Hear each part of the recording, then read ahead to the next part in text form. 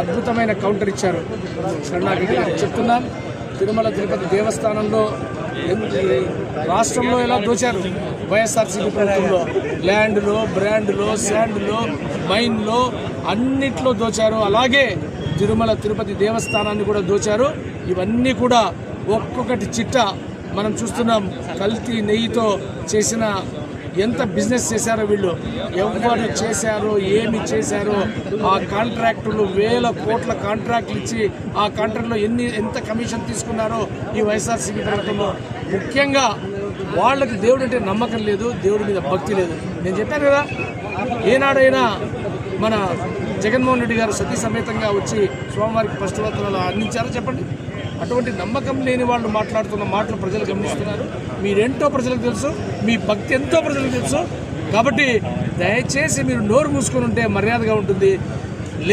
మీకు ఆల్రెడీ మీ లెక్కలు ఎట్లయితే ఈ లిక్కర్ మాఫియాలో ఒకరొకరు ఊచలు లెక్క పెడుతున్నారో, అలాగా ఆ దేవుడి సొమ్ము తిన్న వాళ్ళు ఎవ్వరిని కూడా ఆ భగవంతుడు వదలడు.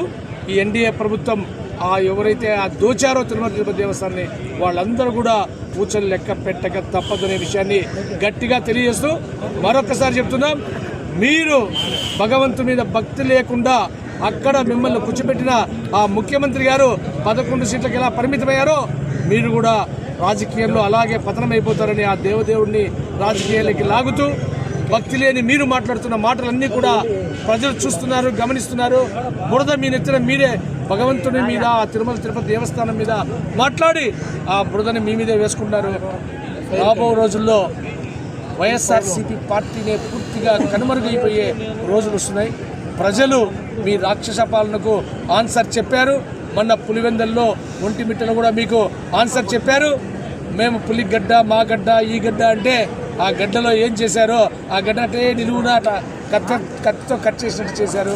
ఖచ్చితంగా చెప్తున్నాం, భగవంతుని జోలికి మీరు రాకండి. మీకు ఎట్లా నమ్మకం లేదు భగవంతుడు అంటే, ఆ భగవంతుని జోలికి వస్తే మసైపోతారన్న విషయాన్ని తెలియజేస్తూ, అలాగే చైర్మన్ గారు చాలా క్లియర్గా చెప్పారు, మొన్న నీతి నిజాయితీగా మేము ఆ భగవంతుని మీద భక్తితో చైర్మన్ అయితే ఏమి, మెంబర్లు అయితే ఏమి, ఎక్కడ ఒక్క రూపాయిని కూడా టీటీడీ తిరుమల తిరుపతి దేవస్థాన డబ్బుని వృధా చేయకుండా మేము కాపాడుతున్నాము ఆ భగవంతుని భక్తితో అని చెప్పిన వారి మాటలను గౌరవిస్తూ, అలాగే మీకు ఖచ్చితంగా ఒక వార్నింగ్ ఇస్తున్నాం.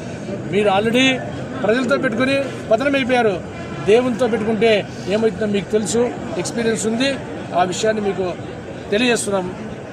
జై జనసేన, జై ఎన్డీఏ, జై హింద్.